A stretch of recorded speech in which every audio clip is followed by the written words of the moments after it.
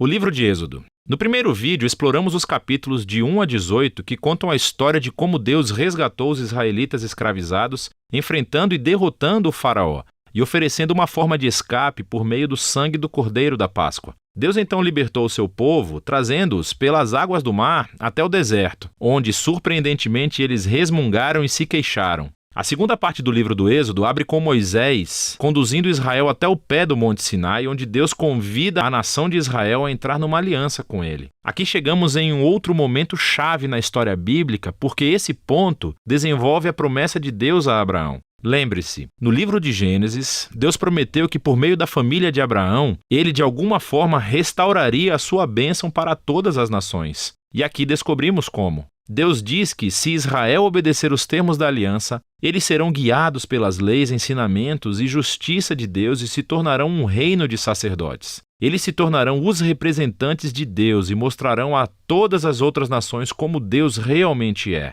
O povo de Israel aceitou a oferta avidamente. A presença de Deus aparece no topo do Monte Sinai na forma de nuvens, relâmpagos e trovões. Moisés sobe ao monte como representante do povo e Deus apresenta os termos básicos da aliança, os famosos 10 mandamentos. São os termos básicos do acordo do relacionamento entre os israelitas e Deus. Depois disso, vem outra coleção de mandamentos que desenvolve os primeiros 10 em mais detalhes. A lei sobre o louvor de Israel, sobre a justiça social, sobre como devem viver juntos, tudo moldando Israel em uma nação de justiça e generosidade diferente das outras nações. Moisés escreve todas essas leis e as traz para o povo que, mais uma vez, avidamente aceita fazer essa aliança com Deus. Uma vez feita a aliança, Deus toma mais um passo e avança o relacionamento. Ele diz a Moisés que quer que a sua presença sagrada, divina e bondosa viva no meio de Israel, o que desenvolve outro aspecto das promessas da aliança de Deus. Lembre-se, depois da rebelião da humanidade no jardim, o homem perdeu o acesso à presença direta de Deus.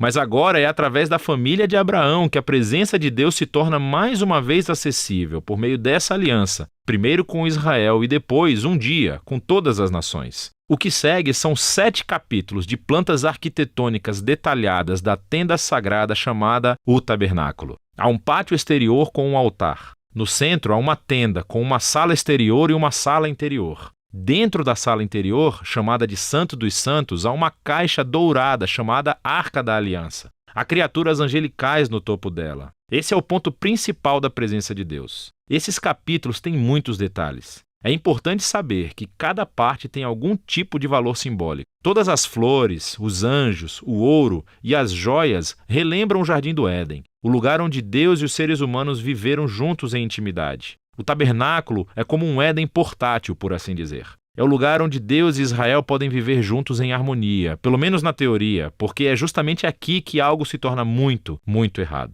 Israel quebra a aliança. Enquanto Moisés está no topo da montanha recebendo a planta para o tabernáculo, lá embaixo no acampamento os israelitas estão perdendo a paciência. Eles pedem ao irmão de Moisés, Arão, que faça um ídolo no formato de um bezerro dourado para que eles possam adorá-lo como o Deus que os salvou da escravidão no Egito. A presença de Deus está ali, no topo da montanha. Eles podem vê-lo, mas estão lá embaixo, violando os 2 primeiros mandamentos da aliança, com a qual acabaram de concordar. Não há outros deuses e não teremos outros ídolos. O que acontece depois é muito importante. Deus sabe o que está acontecendo lá embaixo. Primeiro, ele compartilha sua própria raiva e dor com Moisés. Ele diz a Moisés o que quer fazer, simplesmente destruir Israel. Mas Moisés intercede, apelando para o caráter de Deus. Ele diz, em primeiro lugar, destruir Israel seria quebrar as suas promessas de aliança com Abraão. Então Moisés apela para a reputação de Deus entre as nações. O que eles irão pensar se virem o Senhor destruir o seu próprio povo?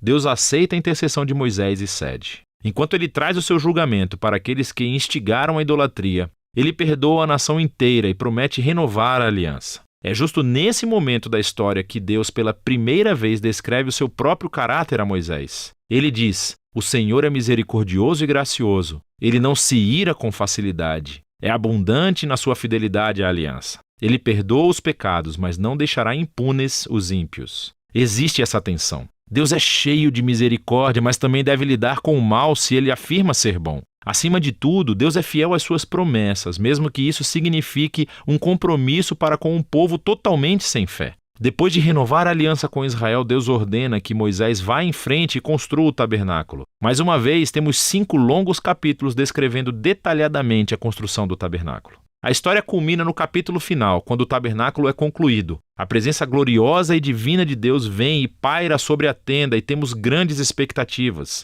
Moisés quase entra na tenda, mas no final não entra. Na verdade, ele não tem autorização para entrar. E o livro termina assim. É bem surpreendente, mas nem tanto se você pensar um pouco. Dá para ver o quanto os pecados de Israel danificaram o relacionamento com Deus de mais formas do que entendemos. Lembre-se, o livro começa com a maldade do faraó ameaçando Israel e ameaçando as promessas de aliança com Deus. Mas agora, no final do livro, Israel tornou-se o seu próprio inimigo. São os seus próprios pecados que ameaçam o futuro dessa aliança. Então, a questão apresentada no final do livro é: como Deus vai reconciliar o conflito entre a santidade e a bondade da sua presença com a corrupção pecaminosa do seu próprio povo? A solução para esse problema está no próximo livro. E esse foi o livro de Êxodo.